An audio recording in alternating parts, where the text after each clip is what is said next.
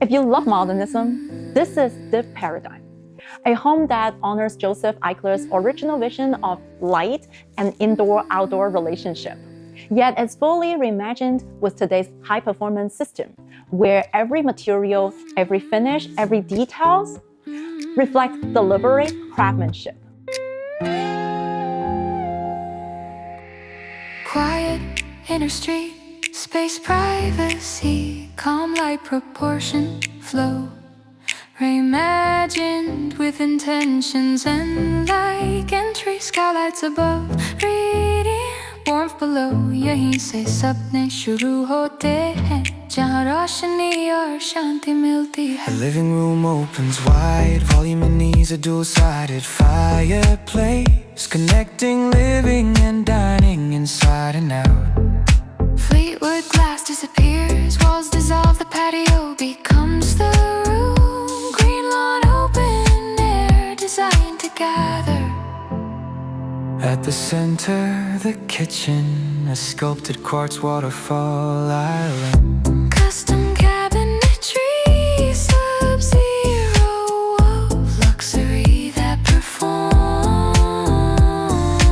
Dining flows naturally, formal yet relaxed. Firelight again, evenings that linger. Then retreat, a primary suite set apart. Quiet, private, calm. 美感又心安的奢华，就在这里发芽。A spa bath, soaking tub, rainfall shower, acts or Duravid, effortless luxury. Every room intentional, nothing excessive, nothing overlooked. One of the largest lots, this is more than a home. It's restraint, balance, mid-century soul. Finished with modern precision. This is a textbook example differentiating a classic Eichler versus a modernized one. And if you have time, sit with me. I'm going to walk you through several technical details from an architect's point of view, using this home as an example to cover the fundamental difference between the traditional classic Eichler, the modern one, and the modern heating system, roofing system, the difference between all different window and door brands, the comparison between kitchen appliances and plumbing system. Finally, I'll get to share my point of view of a comparison between one-level and two-level living. This is going to be a long conversation full of details of architectural knowledge, and let's get started.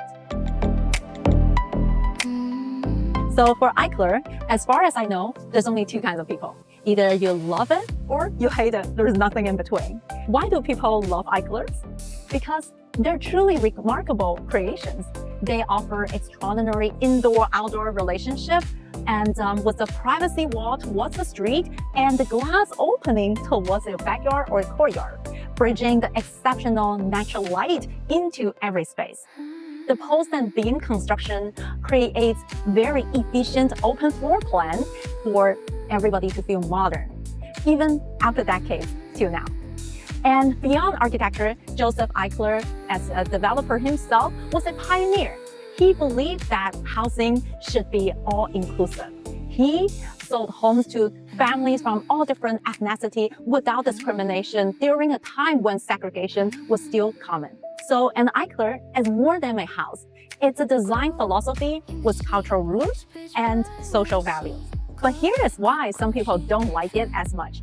Traditional Eichler were built with single pane glass, often with large custom size that are really hard and expensive to replace. Roof insulation was thin and minimal, and the radiant heat floor, which were constructed decades ago as a high-tech back then, now are all aging, leaking, or failing to perform. So the comfort is inconsistent. The renovation is expensive. However, this home resolved all these conflicts. The architectural intent stays, the soul stays, but the systems are completely rebuilt. They have new radiant heated floor redesigned for this even quiet comfort. and foam roof that dramatically improve the insulation and thermal stability. And the modern double pane door retain all the heat while still delivering the light that Eichler are known for. This is what creates a true modern Eichler, a home that looks open but lives comfortable. When we talk about heating in Eichler, it helps to zoom out and look at all the system people actually live with today.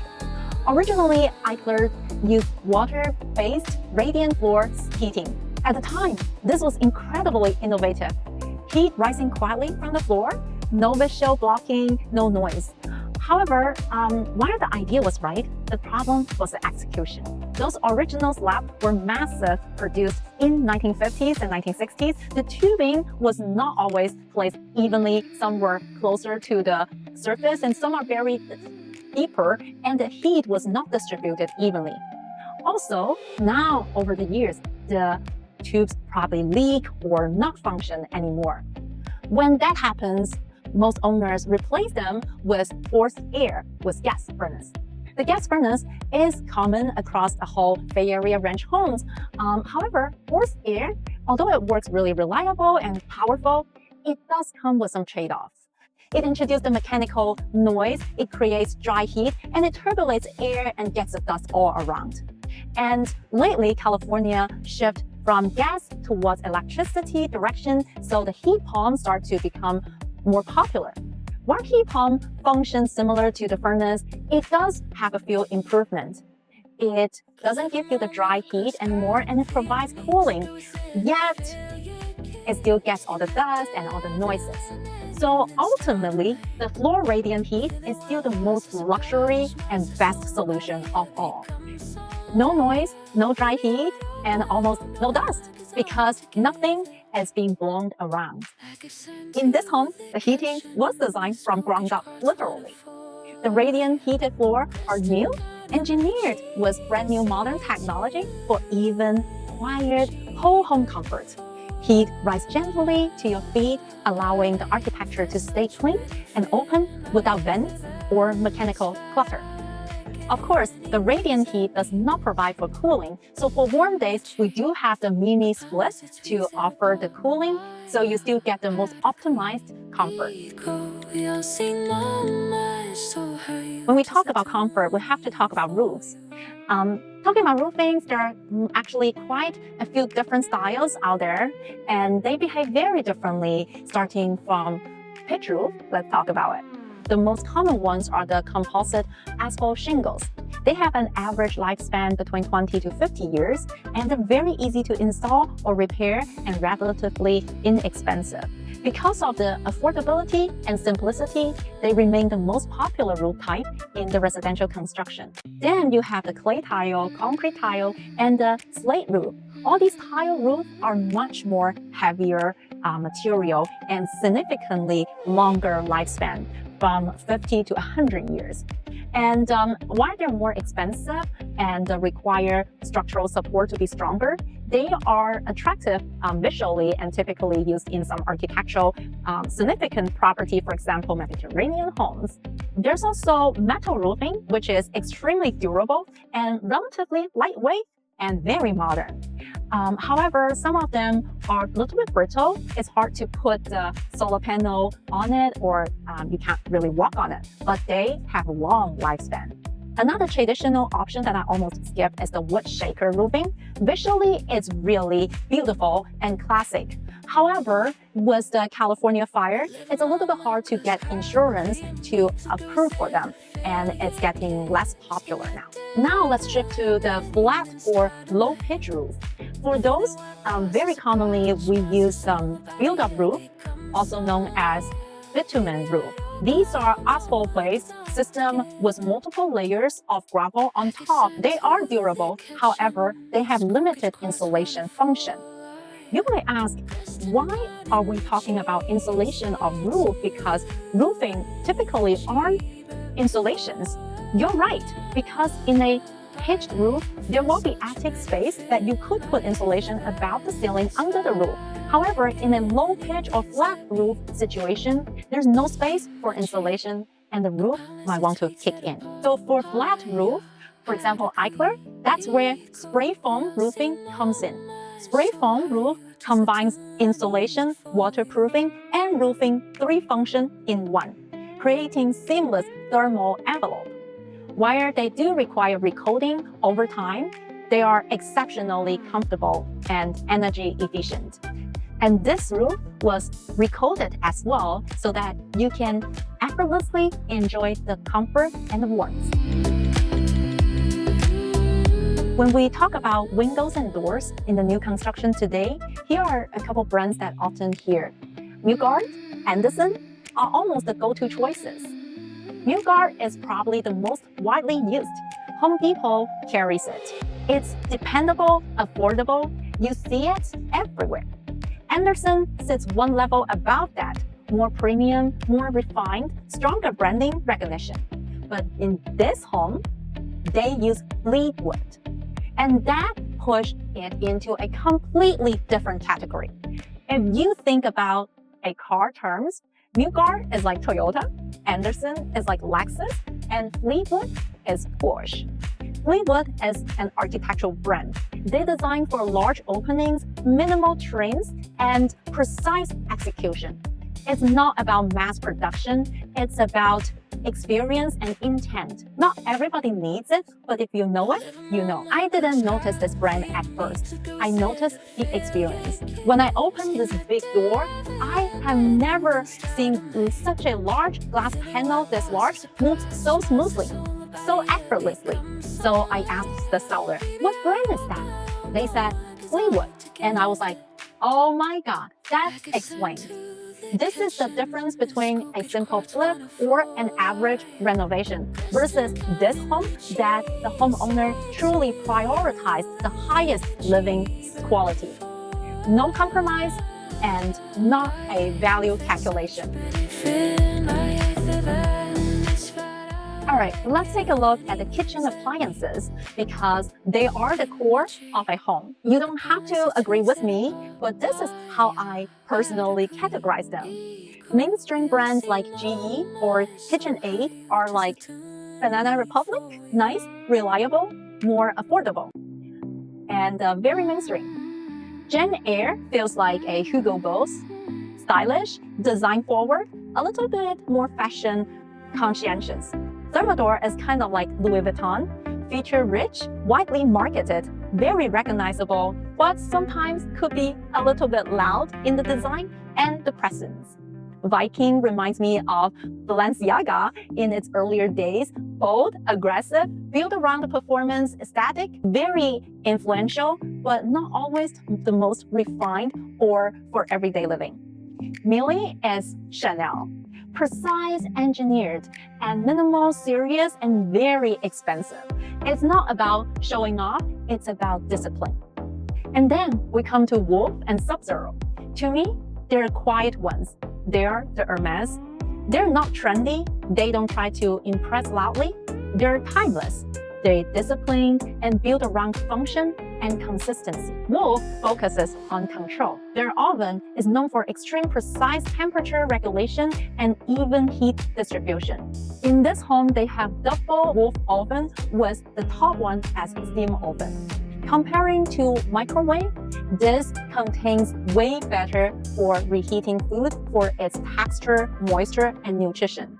Once you have it, it's very hard to go back. On the refrigerator side, these are Sub-Zero. They have 2 separate processors, one dedicated for the refrigeration and the other one solely for freezing.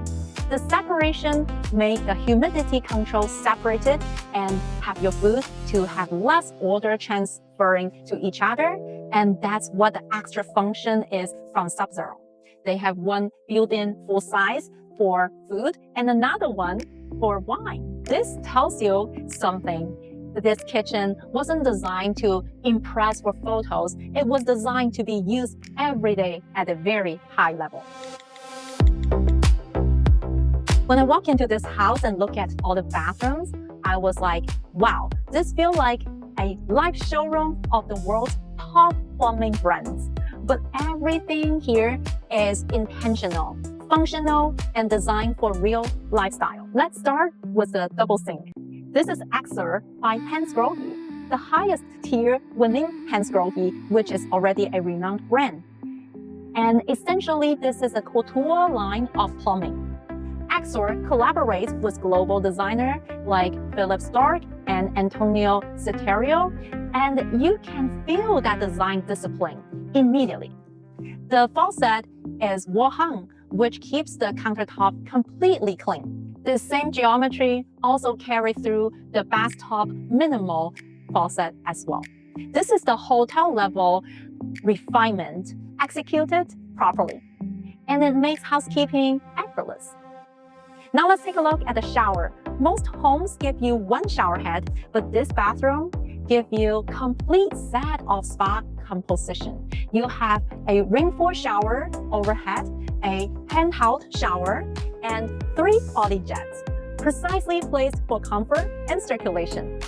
And then here's my favorite surprise feature, a floor-level utility sink. Once you see it, you'll realize how genius it is. Now, the toilet. This home blends European design with Japanese functionality. You have the Durovit Sensor Wash by Philip Stark, which the architects love because it looks seamless and minimal, yet integrated the bidet, drying, and heat seat function all together. It's wall hung, supported by the Gerberit concealed carriers, which is a gold standard used in luxury hotels and European construction. There's also a Japanese-style total smart toilet with the automatic motion sensing lid, and also one more that has the night light integrated in the bowl, adding comfort and safety without visual clutter. Bathrooms here aren't just nice, they're architectural, intellectual, and international. In California, especially in places in Palo Alto, people often assume that 2-level living feels grander, while 1-level living feels more modest. But from an architectural point of view, I would like to share that I actually see it the opposite way. True California living is 1-level living, especially when you have the land like this. This home sits on one of the largest lots in the area, and that completely changed the equation. With a vast flat site, you can spread out horizontally and no worrying about stepping up and down. That matters more than people realize. Functionally, 1-level living is easier on your knees, and it's also safer for kids and pets and elderly. There's no staircase to worry about, and it opens up home to a much broader group of users. You can truly live here from baby years through retirement. From the resale perspective, there's more by a pool as well. There's also a construction perspective that people often overlook. Foundation and roof are usually more expensive than more wall and windows. So 1-level living actually means more expense on constructing the home. The only good thing about double level is that you might have larger lots. However, in this home with such a large land, that's a non-issue. Not to mention, the homeowner previously got an approval for adding another 500 square foot of addition without much restriction. And this just speaks for its own how rare and amazing this property is, and you won't need to worry about outgrowing from here. Tucked away in a quiet street and with such a scale, privacy, what a long-term potential for you to look forward to. I hope this Architectural Digest style walkthrough was helpful in sharing not just what this home looks like, but also how it actually works. And if you ever have any questions about architecture or real estate, just say when.